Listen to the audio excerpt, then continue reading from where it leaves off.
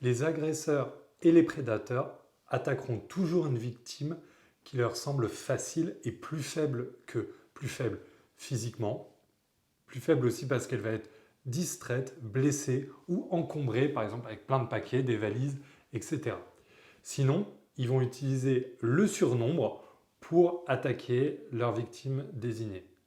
Pour faire face à une situation violente, il est bon d'avoir ce qu'on appelle un equalizer, un égaliseur, pour retourner le rapport de force à notre avantage. Pour faire face à une situation violente, certaines personnes ont déjà une grosse expérience de la rue, d'autres vont être capables de complètement dégoupiller, de faire preuve d'une violence désinhibée qui va leur permettre, même face à plusieurs adversaires, de retourner le rapport de force. Mais ce n'est pas le cas de la majorité des pères de famille qui peuvent se retrouver démunis dans une telle situation. Je trouve que la bombe lacrymogène est une excellente solution et un très bon equalizer.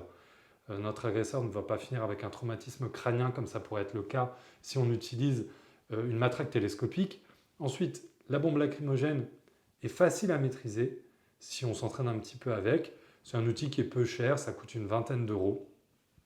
Et c'est très polyvalent. On peut traiter une personne directement en la gazant, on peut couvrir une fuite en gazant derrière soi, on peut interdire l'accès par exemple à une cage d'escalier ou à un ascenseur en saturant l'air de gaz lacrymogène.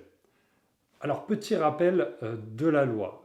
La loi en France autorise l'achat et la détention de bombes lacrymogènes de 100 ml maximum, mais attention, le port et le transport sont interdits, donc chacun en son âme et conscience prend la décision de porter une bombe lacrymogène sur soi en sachant qu'il enfreint la loi.